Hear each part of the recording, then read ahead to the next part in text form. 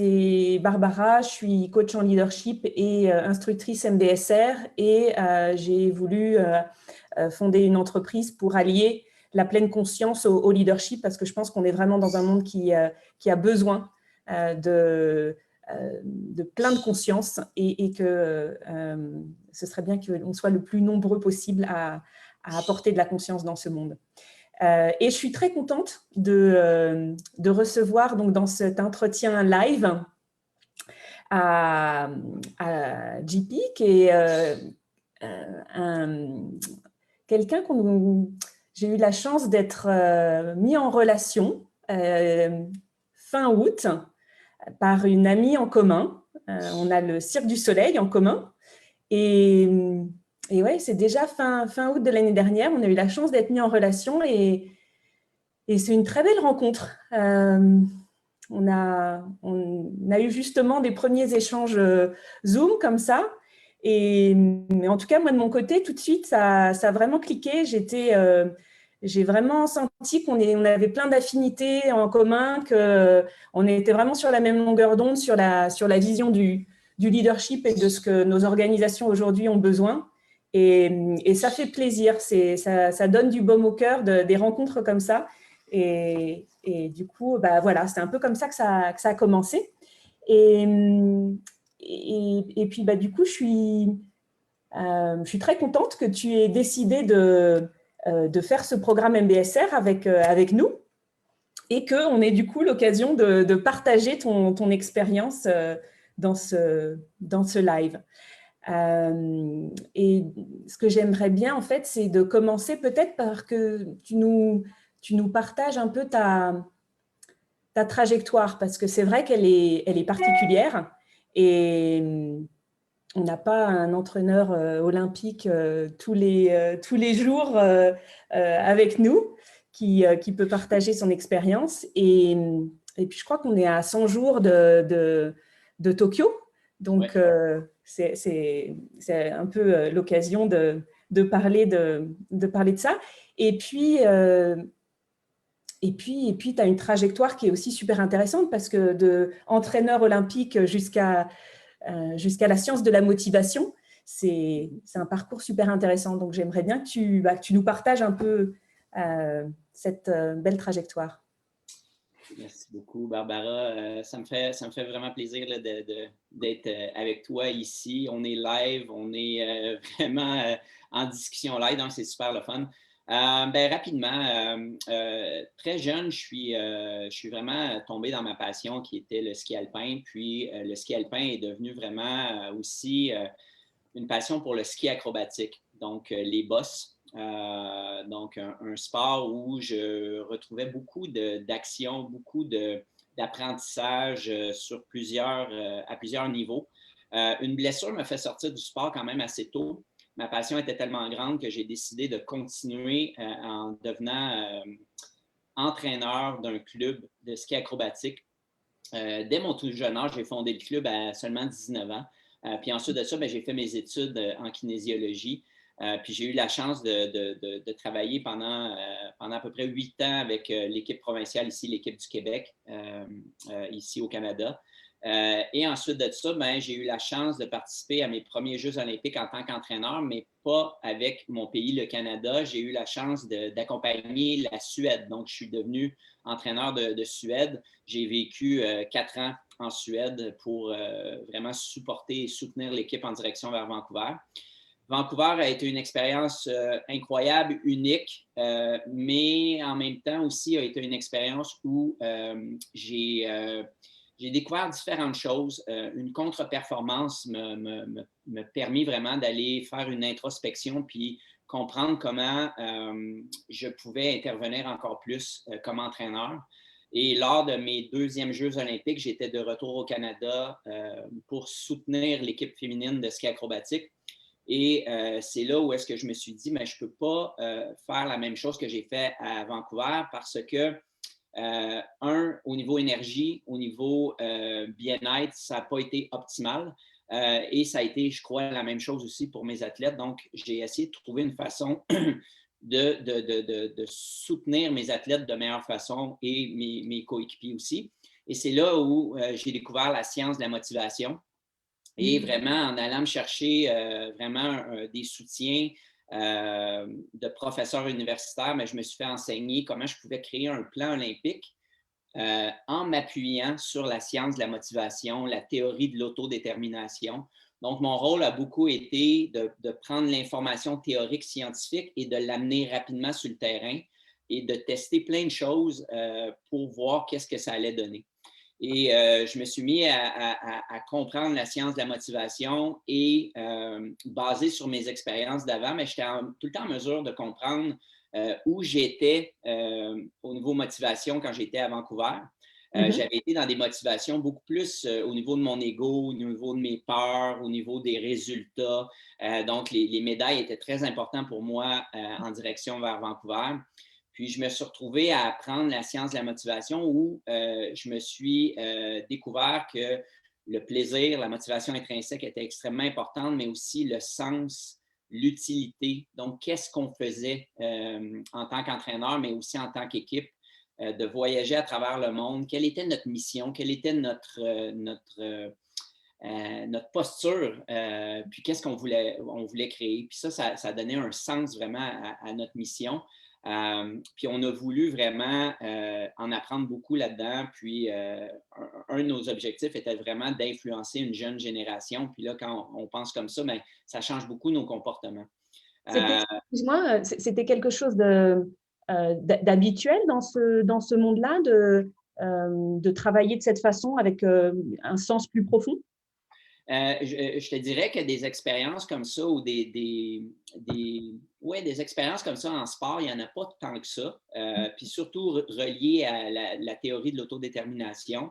Il y a quelques pays ou quelques équipes sportives qui ont fait la même chose, mais pas énormément. Donc, c'était quand même assez nouveau.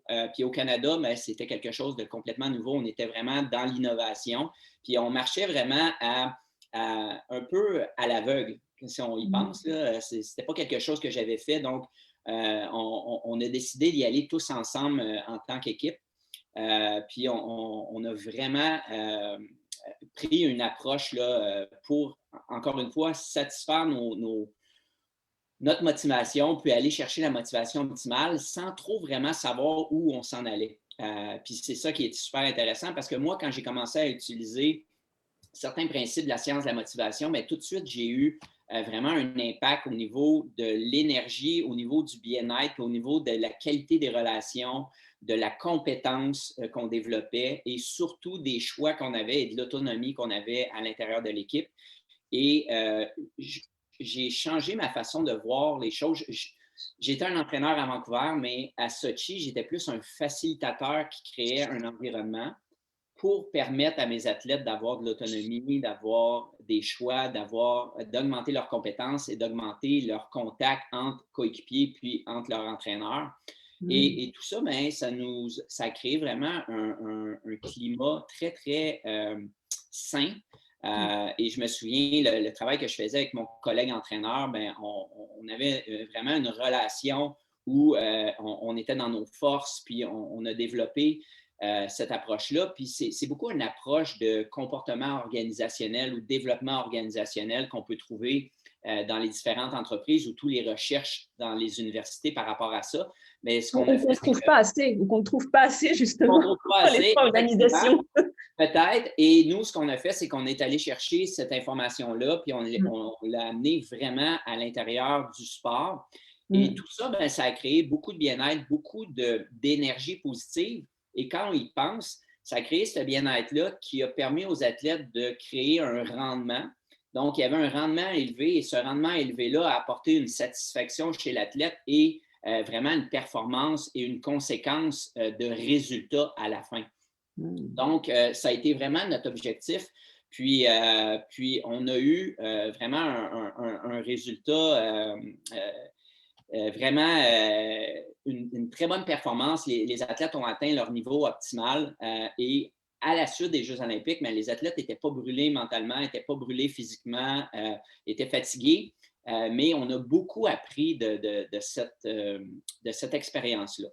J'ai mis un terme à ma carrière ensuite de ça en tant que coach parce que je voyageais tellement. J'étais à peu près 6 à 7 mois sur la route, puis je venais juste d'avoir mon premier enfant. Donc, c'était très difficile. Et là, je suis devenu gestionnaire en performance humaine au Comité olympique canadien. Et là, c'est là que je me suis retrouvé de soutenir non seulement des athlètes, mais aussi des entraîneurs, des administrateurs. Puis j'ai appliqué la même approche. Pour ensuite de ça, être aussi gestionnaire au Cirque du Soleil et prendre la même approche aussi. Bon, avec ce qui s'est passé avec la pandémie, donc l'expérience au niveau du Cirque du Soleil s'est arrêtée quand même assez rapidement, mais mon désir vraiment de continuer dans cette découverte-là, dans cet apprentissage encore de la science, de la motivation, de l'autodétermination. J'avais déjà cofondé une entreprise qui s'appelle Reroute Collectif pour enseigner justement cette théorie-là dans les milieux sportifs ou de travail. Mais j'ai aussi décidé de lancer Tangible Performance qui permet vraiment de comprendre et de pratiquer la posture autant d'entraîneurs, de gestionnaires, sur la compréhension de qu'est-ce qu'on doit développer comme leadership de soi, comment qu'on doit comprendre et devenir conscient pour avoir un leadership engagé.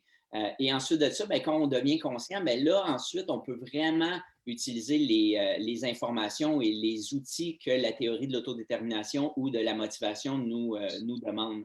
Donc, c'est vraiment à travers toutes ces expériences-là et ces différents projets-là qu'on est ensemble présentement aujourd'hui. Là, au cours de la dernière année, j'ai fait beaucoup de facilitation, beaucoup de soutien auprès de différentes organisations, autant au travail, en sport et dans le monde du cirque aussi. J'ai une approche beaucoup de coaching professionnel. On fait des ateliers de leadership engagés, beaucoup de cercles de coaching qui est du co-développement aussi. Donc, par rapport à ces différents véhicules-là, on enseigne la science de la motivation et comment atteindre une énergie à chaque jour. Est-ce que tu peux nous parler un petit peu aussi de ton expérience au Cirque du Soleil? Parce que moi, je suis une grande passionnée et, moi, j'ai vraiment un très, très bon souvenir de mon passage au Cirque du Soleil et je suis intéressée aussi de savoir que tu partages peut-être, je sais pas, une expérience au Cirque du Soleil. Qu'est-ce que tu faisais justement par rapport dans cet environnement-là, même si tu avais déjà monté ta boîte en parallèle, et comment ça alimentait les deux?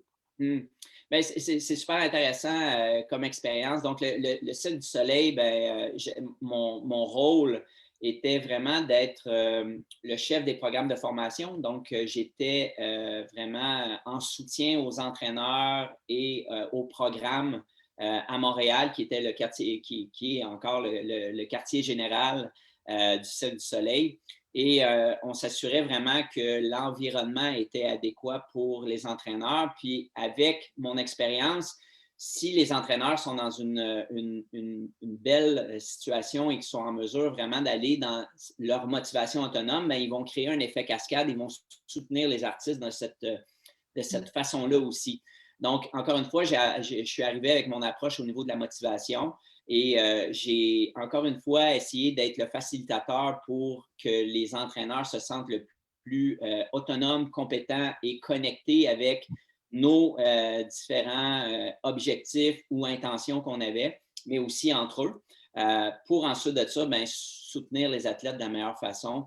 Et un athlète, c'est multifonctionnel, donc on doit vraiment prendre une approche au niveau de sa santé psychologique, sa santé physique, son plan d'entraînement, le fait que souvent, ils sont à Montréal pour certaines périodes, donc ils sont loin de chez eux, donc comment on fait pour les soutenir là-dedans. Donc, c'était vraiment mon rôle de soutenir les équipes à Montréal pour s'assurer d'entraîner les artistes pour ensuite de ça qu'ils aillent remplacer certains artistes ou occuper un poste sur les différents spectacles qu'il y avait à travers le monde. Donc, on avait 42 spectacles au Cirque du Soleil à ce moment-là, donc il pouvait avoir un certain roulement. Et l'équipe à Montréal servait beaucoup à ça, donc c'était ça ma mission. Puis, en même temps, moi, j'ai continué à donner de la formation autant au niveau du sport et de l'entreprise. Et je me suis retrouvé aussi à l'intérieur du Cirque du Soleil de parler de motivation, de parler de sciences de motivation avec les différents départements, de donner des conférences aussi à ce niveau-là, de donner un soutien aussi en coaching exécutif. Puis ça, ben,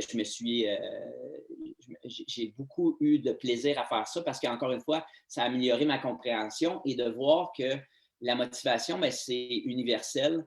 Tout le monde possède la motivation, mais ce que la science explique, ce n'est pas une question de quantité, c'est une question de qualité. Donc, tout le monde est déjà motivé, mais ils ont des qualités de motivation différentes. Et c'est là, de plus on apprend, bien, cette motivation-là, qui est invisible quand on y pense, bien, devient de plus en plus visible.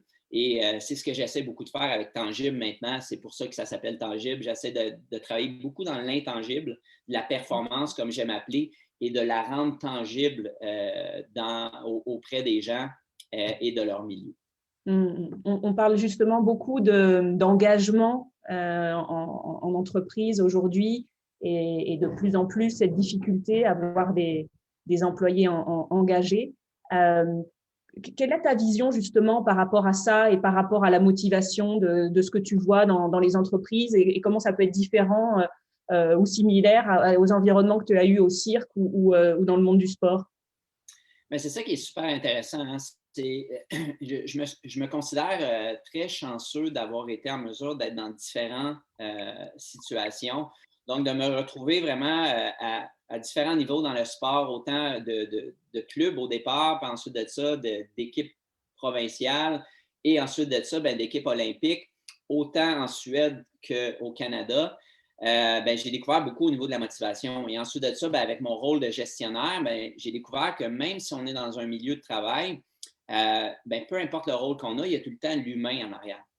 Et souvent, on l'oublie. Souvent, on voit beaucoup le rôle. Donc, ça, c'est un athlète, ça, c'est un travailleur, ça, c'est un parent. Et on croit qu'il n'y a pas vraiment de similitude.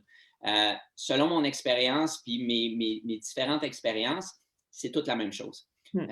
Qu'on soit un athlète olympique, qu'on soit un employé dans une entreprise, qu'on soit un parent ou un enfant à la maison, on est un être humain, on a une motivation, on a des besoins psychologiques, beaucoup qui vont nous apporter une énergie mentale. Et ces besoins-là, quand ils sont satisfaits, le besoin d'autonomie, le besoin de compétences, le besoin d'affiliation, ça va nous apporter vraiment l'énergie psychologique qu'on a besoin pour avancer de belle façon. Si ces besoins-là sont frustrés, on va avoir moins d'énergie psychologique et c'est là où est-ce qu'on va être obligé d'aller vers l'externe pour se faire avancer. Donc, c'est là où est-ce qu'on va avoir besoin des récompenses externes ou c'est là où est-ce qu'on va avoir besoin d'essayer d'éviter les punitions ou d'éviter nos punitions internes pour nous faire avancer. Donc, ça, c'est les fameuses carottes qu'on parle souvent ou quelquefois le bâton. Quand nos besoins psychologiques sont satisfaits, on va être beaucoup plus dans le plaisir, dans le sens, dans l'utilité. Donc, c'est des motivations autonomes. On va avancer de façon autodéterminée. Et je me considère très, très, très choyé d'avoir vécu l'expérience olympique qui a eu un impact, bien sûr, dans l'imaginaire. Et ensuite de ça, j'essaie d'utiliser cette expérience-là pour l'amener et créer cet impact-là aussi dans l'imaginaire, autant au travail que dans les différents milieux, pour que les gens aient une idée de comment ils pourraient le transférer dans leur contexte. Puis c'est ça présentement ma mission, puis mon intention, c'est de soutenir les gens à découvrir ça et comment ils peuvent l'appliquer dans leur contexte et comment ils peuvent satisfaire leurs 3 besoins psychologiques et d'aller chercher cette énergie mentale-là.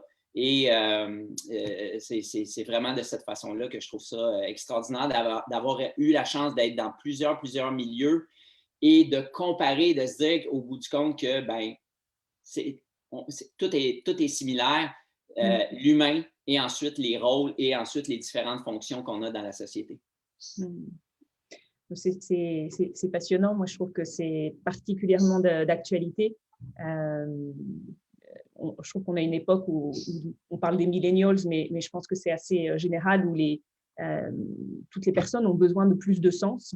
Je pense qu'on est aussi à un tournant et le confinement rend ça encore plus visible, où beaucoup de gens se posent des questions. Et si on n'est pas en train de travailler sur une motivation intrinsèque profonde, je pense qu'effectivement, on va aller nulle part. Donc, j'espère que les organisations vont faire appel plus à toi pour, pour qu'on aille dans le bon sens. Et puis, j'aimerais bien aussi, alors moi je pourrais parler de ça pendant des heures, et j'aimerais bien aussi m'assurer qu'on parle du MBSR, que tu as suivi avec nous à l'automne. Et du coup, j'aimerais bien que tu partages un peu ce programme, donc MBSR, Mindfulness Based Stress Reduction, régulation du stress par la mindfulness, qui est un programme, qui est un protocole donc sur 8 semaines, qui a été créé par Jon Kabat-Zinn il y a 40 ans, qui est un magnifique programme. Qu'est-ce qui t'a donné envie d'y participer? Qu'est-ce que tu venais chercher en t'inscrivant à ce programme? Mais je te dirais que la mindfulness a tout le temps été présente dans ma carrière, mais je ne le savais pas, puis je ne savais pas trop comment travailler avec. Dans le monde du sport, on parle beaucoup de moment présent. On le sait, il faut faire les bonnes actions au bon moment. Donc, le bon moment, c'est le présent. Et ensuite de ça, toute cette accumulation de moments présents va créer une performance qui, ensuite de ça, va apporter un résultat.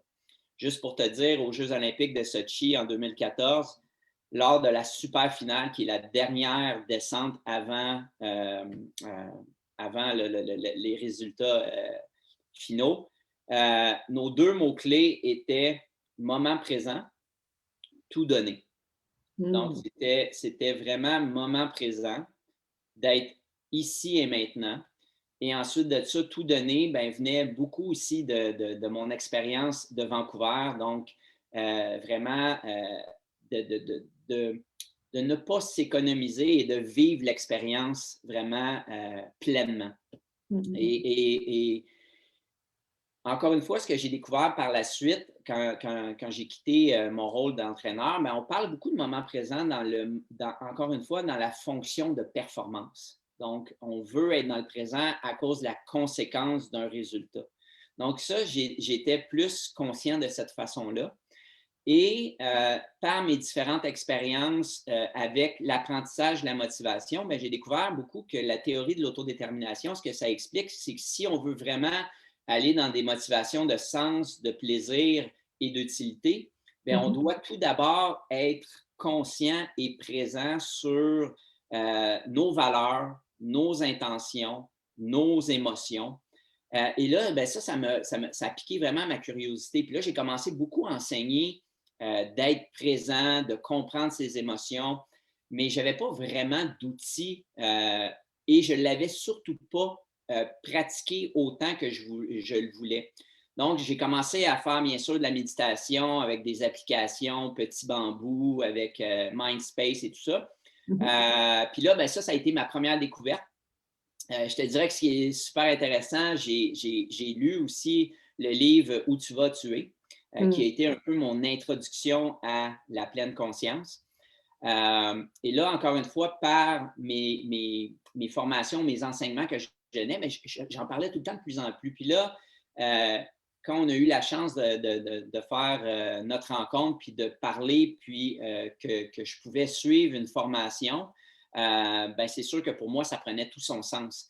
Puis c'est drôle, hein, des fois, le timing est tellement parfait. Souvent, dans nos horaires extrêmement occupés, on n'a peut-être pas cette disponibilité-là, autant mentale que dans nos horaires. Et là, avec ce qui venait de se passer avec la pandémie, où est-ce que j'avais plus de temps dans mon horaire, ça est arrivé comme opportunité de faire ta connaissance, de voir qu'après quelques Zooms, on partageait certaines valeurs et je dis OK, go, j'embarque là-dedans avec plaisir. Puis ça a été une découverte vraiment incroyable. Ça a été j'utiliserais même une quête parce qu'au début, je suis arrivé encore une fois avec ma programmation, que j'aime appeler, de dire, OK, ben là, je fais ça, puis qu'est-ce que ça va me donner? Comment je vais être, comment je vais être dans le futur, puis comment je vais être. Puis tout le temps, encore une fois, dans l'attente. Puis là, ben, d'être là avec vous, avec vos enseignements, d'être soutenu et de se faire dire que juste d'être présent, ben, c'est assez et que juste d'être là, vous êtes assez aussi, peu importe la façon que vous arrivez. Et ça crée beaucoup un espace très, très, très sécuritaire psychologiquement. Puis ça l'aide à donner la place aussi à prendre le temps de faire certaines méditations, certains exercices guidés par vos paroles, utiliser différentes images. Et là, ben, le moment présent que j'utilisais en sport, ben, je l'ai reconnu, mais là, je lui ai donné j'ai eu une nouvelle perspective par rapport à ça. Et cette qualité de présence-là, on pense que c'est facile à faire, tu as juste à rester dans le moment présent, on entend beaucoup ça, mais c'est une pratique, il faut s'entraîner, il faut aller chercher des réponses ailleurs que notre rationnel. Puis là, on découvre qu'à force qu'on pratique, bien, il y a d'autres choses qui se présentent à nous et qu'il y a d'autres réponses que ce n'est pas uniquement le cerveau qui peut nous donner. Et ça, ben, ça m'a pris quelque temps à lâcher prise. Et une fois que j'ai décidé de lâcher prise et de ne pas être dans le qu'est-ce que ça va me donner ou et de juste être là et juste de pratiquer et d'être, ben, ça a apporté vraiment une perspective complètement différente et une découverte, je pourrais dire vraiment, sur les différentes façons qu'on peut être dans la pleine conscience, le moment présent ou la qualité de présence aussi, comme j'aime appeler. Et quand on y pense vraiment, ben, quand on est un entraîneur olympique, la qualité de présence est extrêmement importante. Maintenant, avec le recul, à Vancouver, je n'étais aucunement présent. J'étais soit dans le passé ou dans le futur. Et je crois que c'est ce que j'ai fait de bien à Sochi. J'ai eu une qualité de présence beaucoup plus élevée, ce qui m'a permis de connecter avec mes athlètes, de connecter avec moi-même et d'utiliser les bons mots au bon moment. Et ensuite de ça, ben, en tant que gestionnaire, c'est la même chose. Donc, d'être présent, de vraiment comprendre, voir ce qui se passe alentour pour ne pas réagir, mais plutôt être proactif sur les différentes façons qu'on peut créer par nos comportements. Donc, c'est vraiment ce que ça m'a apporté ces 8 semaines-là. Donc, ce n'était pas facile. Ce n'était pas facile. Et de tout cette, peut-être, curiosité externe aussi. Donc, les personnes de ma famille, mes enfants, ils se demandaient des fois qu'est-ce que je faisais. Puis là, au début, ben, tu es comme influencé un peu par ce regard-là. Puis à un moment donné, oups, tu n'es plus influencé par là parce que tu viens de développer une certaine compréhension de quel est ce cheminement-là. Et ensuite de ça, ben, c'est un état qui vraiment qui se développe, qui se pratique. Puis avec, je ne dirais pas de la sueur, parce que je ne pense pas que les exercices ont apporté de la sueur, mais de l'effort et de la courbature dans le bas du dos et à certains endroits. Mais quel apprentissage et quel cadeau vous m'avez offert et en même temps que je me suis offert aussi. Et merci pour ce beau partage. C'est... tu parles d'une quête, tu parles de tout un processus. Effectivement, c'est pas évident, comme tu l'as dit. Voilà, il faut le savoir. Ça demande un certain effort, un certain engagement, voilà. Et du coup, c'est vrai qu'il y a aussi un apprentissage qui n'est pas forcément linéaire. C'est toute une aventure, comme tu partageais. Aujourd'hui, personnellement, tu parlais du regard des gens autour de toi, tu parlais de cette pleine conscience que tu as plus entraîné, travaillé. concrètement, comment tu ressens les bénéfices aujourd'hui à ton niveau personnellement?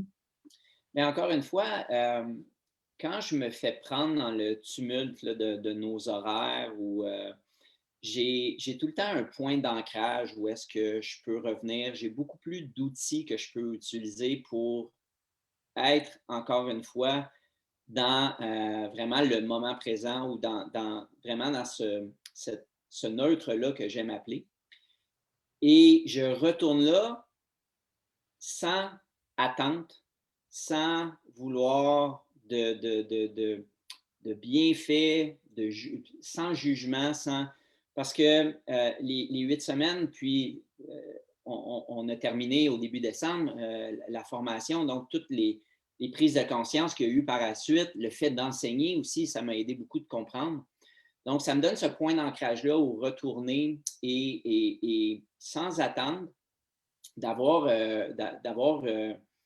la compréhension qu'il y a quelque chose qui va se passer sans nécessairement dire exactement c'est quoi, mais ça l'aide beaucoup à prendre la hauteur et de se sortir de ce tumulte-là et d'avoir d'autres perspectives, avoir des réponses qui vont venir, pas sur le coup, peut-être par la suite, mais d'avoir cette confiance-là installée. Donc, c'est beaucoup de cette façon-là que j'utilise les différentes pratiques ou les différents outils que j'ai eu à découvrir. Puis aussi, ce que ça m'aide beaucoup, c'est lors de mes enseignements ou quand je soutiens différentes personnes, soit en coaching ou différentes formations, je parle de motivation. Encore une fois, ma mission, c'est de prendre la science de la motivation et de la rendre le plus concrète dans la vie des gens. Et ça passe par la présence, par la qualité de présence. Et là, ben, je me sens beaucoup plus outillé pour leur suggérer certaines choses et pour les appuyer aussi dans leurs difficultés ou dans leur peut-être découragement quelquefois. Parce que je me reconnais aussi en eux dans cette expérience-là, puis dire, ben, regarde, ça vaut la peine de pratiquer notre patience, de pratiquer vraiment notre présence, notre écoute à soi aussi, et surtout dans le monde qu'on est présentement, là, dans la période qu'on est. Donc, c'est beaucoup de cette façon-là, autant pour moi que quand j'interviens auprès de différents groupes ou différents individus, de le faire avant pour moi, puis d'être vraiment présent pour eux. Puis ensuite de ça, ben, de leur permettre de découvrir aussi comment, par la présence, bon, ils vont être en mesure d'être beaucoup plus au courant ou conscient de certaines choses, de certains angles morts qu'ils peuvent avoir. Et ensuite de ça, bien, encore une fois, d'être proactif avec les différents comportements, les différentes intentions qu'ils veulent avoir, objectifs, et tout ça, encore une fois, aligné avec leurs valeurs. Et ça, bien, quand on parle de ça, bien, on parle d'être en train de mettre les pièces du puzzle en place pour vraiment créer l'image ou créer la motivation optimale. Donc, pour moi, c'est complètement connecté avec ce que j'ai vécu, ce que je veux faire avec Tangible Performance. Puis, ça m'a permis de vraiment outiller et d'aider à outiller les gens. Tu me racontais que justement, dans ce que tu transmets auprès des personnes que tu accompagnes, aujourd'hui, je crois que tu accompagnes des leaders en entreprise, tu accompagnes aussi des entraîneurs. Quels sont les différents types de populations que tu accompagnes? Oui, ben, c'est vraiment varié présentement. Puis, je soutiens autant des gestionnaires en entreprise, autant des entraîneurs, autant des administrateurs aussi en sport et bien sûr dans le monde du cirque aussi. Et c'est vraiment la capacité d'avoir l'empathie pour eux aussi. Parce que j'ai été dans un rôle d'entraîneur, j'ai été administrateur aussi au niveau du sport, j'ai été gestionnaire en entreprise et bien sûr au cirque aussi. Donc, c'est d'avoir cette compréhension-là. Puis ensuite de ça, de leur permettre de peut-être découvrir eux autres aussi comment ils peuvent améliorer la qualité de présence, puis comment ils découvrent que sans avoir des attentes, c'est un passage essentiel pour vouloir atteindre les différents objectifs qu'on peut avoir, puis se détacher aussi du résultat. Donc, est-ce qu'on veut atteindre absolument le résultat, atteindre notre objectif parce qu'on veut atteindre un résultat, ou on veut atteindre notre objectif ou développer une intention parce que c'est la bonne chose à faire? Donc, ça passe beaucoup par la présence puis par être conscient présentement. Donc, c'est beaucoup dans les interventions que je suis présentement, surtout de la façon de s'adapter à la normalité qui est devenue notre période présente après plus d'1 an en pandémie, et aussi de comment on va sortir de cette période-là et d'être bien avec le questionnement qu'on a. Bien, on veut-tu que ça revienne exactement comme c'était auparavant? Puis, est-ce que je suis correct de me sentir que peut-être non, je ne veux pas que ça revienne comme auparavant, ou d'autres que oui, ils veulent que ça revienne.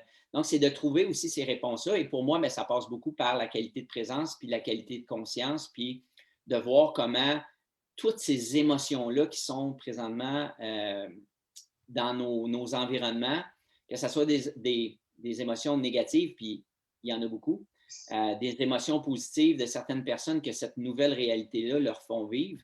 Mais comment prendre cette information-là, ces émotions-là qui sont générées, puis de s'adapter continuellement vers cette nouvelle réalité auquel on s'en va, puis de se poser des questions peut-être essentielles et difficiles en même temps pour trouver, encore une fois, une place encore meilleure, et que ça va être la bonne chose pour les êtres humains qu'on est. Et donc, du coup, tu parles finalement d'impact, de performance pour les différents milieux. Ça passe par cette motivation. Et cette motivation, pour toi, elle passe d'abord, on commence à travailler sur cette présence, sur cette conscience, c'est ça? C'est exactement ça. C'est exactement ça. Et qu'est-ce qui fait que depuis que tu as fait le MBSR, comment ça t'a changé, ta présence et ta conscience, donc à niveau personnel, et comment est-ce que du coup tu l'abordes différemment, cette présence et cette conscience auprès de ces gens que tu accompagnes par rapport à avant le MBSR? Avant, c'était, quand on y pense vraiment, encore une fois, le moment présent, qui était plus le moment présent, mais encore une fois, avec attrait de, si tu es dans le moment présent, tu vas avoir une performance. Tandis que là, présentement, je parle, ce n'est pas juste des mots ou des exemples de sport, c'est beaucoup d'être présent, mais de développer cette présence-là et de pratiquer cette présence-là à chaque jour, qui fait que plus tu es présent, plus tu es conscient des personnes qui t'entourent, plus tu es conscient, plus tu vas pouvoir faire preuve d'empathie. Je parle énormément d'autocompassion dans les derniers mois. On ne peut pas faire preuve d'autocompassion ou de compassion si on n'a pas une qualité de présence ou si on n'est pas conscient. Donc, c'est vraiment de cette façon-là. Puis, j'aime beaucoup dire, ça l'a passé vraiment par des mouvements, des réflexions. Ça a passé vraiment à travers les fibres de mon corps là, pendant 8 semaines. Là. Donc, quel apprentissage. Avant, j'avais médité quelques fois avec mon application Petit Bambou. Mais là, j'ai pratiqué à chaque jour. J'ai fait une journée complète de pleine conscience. J'ai entendu les différents partages de toutes les personnes qui étaient avec moi dans la formation. Donc, autant ça a créé de la réflexion, par le mouvement, ça a développé vraiment une compréhension. Puis dernièrement, je parlais avec un de mes amis il me posait juste la question, t'en fais-tu, toi, de la méditation, ou t'en as-tu? Puis là, je lui ai juste expliqué, j'ai dit, j'ai eu la chance de suivre le cours MBSR, puis il dit, ah ouais, c'est quoi ça? C'est 8 semaines, tu médites à tous les jours, tu as vraiment un programme, puis j'avais eu la chance de m'engager à fond là-dedans. Donc, je l'ai expérimenté. Et ça fait toute une différence parce que ça t'apporte un bagage qui n'était pas présent avant.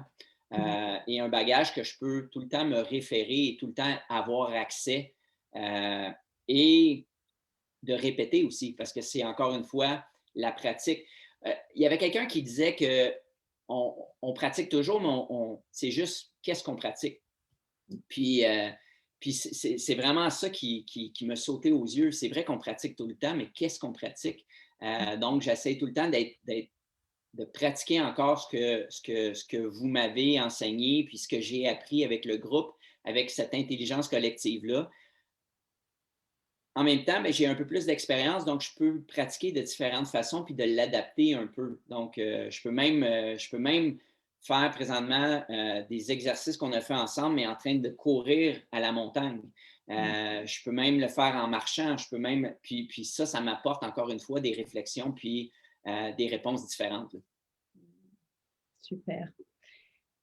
Et avec cette perspective d'aujourd'hui, tu nous as parlé de Vancouver, de Sachi. Avec cette perspective d'aujourd'hui que tu as, cette pratique après le MBSR, qu'est-ce que tu penses que cette pleine conscience, elle peut apporter aux sportifs de haut niveau que tu n'avais peut-être pas encore autant conscience avant le MBSR? Bien, ce qui est super intéressant, c'est pour chaque sportif de haut niveau, ils savent très bien que le moment présent est très important. Est-ce qu'ils savent, en tout cas, je parle pour moi là, quand j'étais entraîneur puis mes athlètes, je ne crois pas que mes athlètes savaient qu'ils pouvaient aller aussi loin dans la compréhension de la pleine conscience et dans la pratique de cette habileté-là de qualité de présence.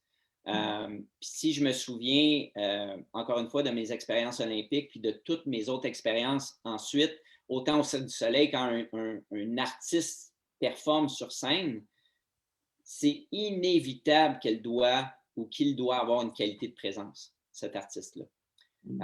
Et quelquefois, ils ont peut-être certaines habiletés à développer. Jusqu'où ils poussent cette habileté-là? Je crois personnellement, en tout cas moi, quand on était à notre deuxième cycle olympique, on avait tellement de choses à faire qu'il fallait prioriser les priorités et peut-être le développement de cette qualité de présence-là, on ne pouvait pas aller aussi loin qu'on pouvait aller. Et là, c'est ce que je suggère présentement quand je parle avec des entraîneurs ou quand je parle avec des artistes ou bien avec des athlètes, c'est que présentement, vous avez moins de temps de pratique technique ou physique à cause de la situation, mais il y a tout un autre terrain qui s'ouvre, dont la découverte de cette pratique de la pleine conscience et de la qualité de présence. Et je crois que vous n'avez même pas idée où est-ce que ça peut vous mener. Puis je les invite vraiment à avoir cette curiosité-là et de s'engager là-dedans et de découvrir ce que ça va leur apporter. Et j'avais parlé aussi avec quelques personnes il y a quelques mois, puis ils sont engagés encore plus là-dedans. Et là, quand on se parle, on est beaucoup plus, notre compréhension est beaucoup plus d'égal à égal que quand je leur expliquais ça il y a quelques mois, puis qu'eux étaient juste au début de leur aventure vers cette qualité de présence-là. Donc, c'est vraiment de cette façon-là, l'approfondissement, vraiment l'état qu'on découvre en faisant cette pratique-là. Et ensuite de ça, ce que ça va faire, on va être encore plus conscient de qui on est. On va être encore plus authentique aussi avec notre approche. Peut-être qu'on va avoir encore plus de respect envers nos valeurs parce que là, ils deviennent encore plus conscientes. Notre intention est encore plus claire. Donc, si notre intention est claire, si nos valeurs sont plus claires et qu'on sent que notre qualité de présence augmente à chaque jour, c'est sûr que ça va avoir un effet sur la satisfaction de nos 3 besoins psychologiques que je parlais au bout et du même coup sur notre motivation optimale. Donc, c'est vraiment de cette façon-là que je discute et en invitant vraiment la curiosité de découvrir cette habileté-là. Puis moi, quand je parle d'habileté, ma fibre d'entraîneur parle en moi. Si c'est une habileté, mais on peut la développer. Si on veut la développer, c'est comme n'importe quoi. Il faut mettre du temps, il faut mettre de l'effort, puis il faut avoir une certaine discipline et une certaine intention et objectif clair pour atteindre le développement de cette habileté de qualité de présence ou de pleine conscience. Merci beaucoup, Jean-Paul, pour tes partages.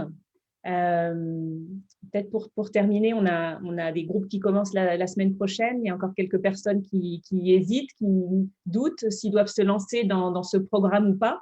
Qu'est-ce que tu leur conseillerais? Qu'est-ce que tu as envie de dire? Encore une fois, je crois que la curiosité est d'éveiller notre sens de curiosité, puis on l'a tous en nous, hein.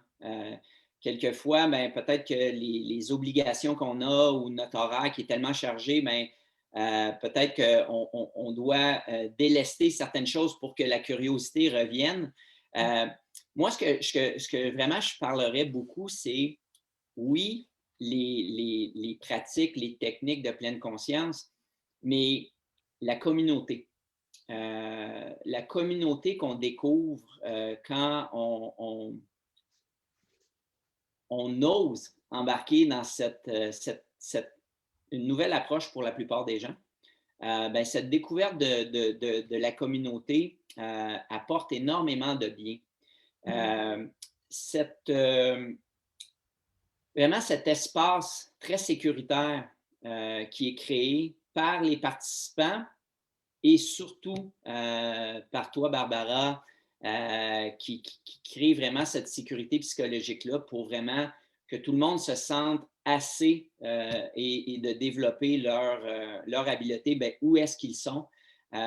Puis, avec l'aide de Karine, que moi qui étais l'autre professeur, vous avez tout le temps trouvé l'équilibre pour respecter les personnes qui étaient là, les êtres humains qui étaient là, en même temps de les aider à continuer dans leur découverte puis dans leur cheminement.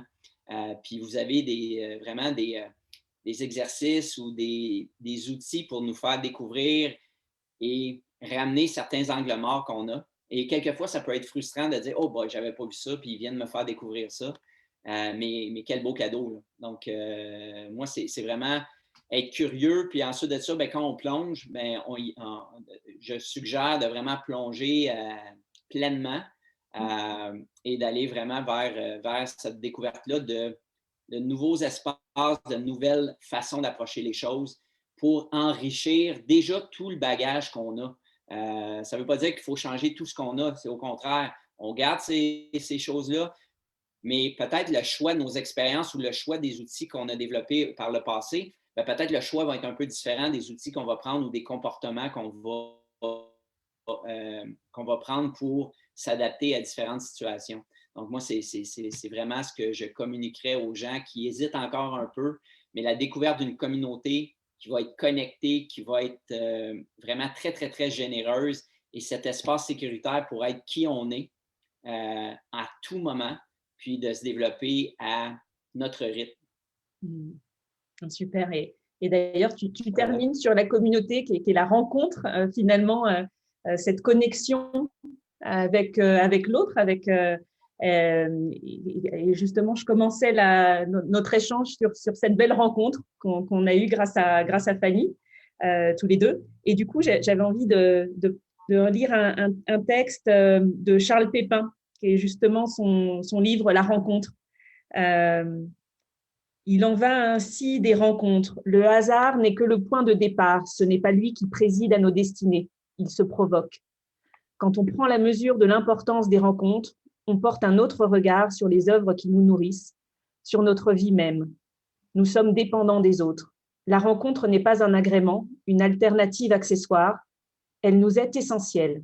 Elle modèle notre personnalité. Elle est au cœur de l'aventure de notre existence. Elle n'a pas simplement le pouvoir de nous faire découvrir l'amour, l'amitié ou de nous conduire au succès. Elle nous révèle à nous-mêmes et nous ouvre au monde. C'est là sa force et son mystère. J'ai besoin de l'autre, de rencontrer l'autre pour me rencontrer. Il me faut rencontrer ce qui n'est pas moi pour devenir moi. Merci beaucoup pour cet échange et j'espère qu'il y en aura plein d'autres. Et merci encore pour ta générosité et pour ce temps et partager avec avec tous ceux qui ont envie d'écouter sur ton parcours et ta vision du MBSR et de la présence et de la pleine conscience pour tout être humain. Merci beaucoup. Bien, merci à nouveau, Barbara. Ce fut un plaisir. Et encore une fois, là, j'ai hâte à la prochaine conversation. Moi aussi.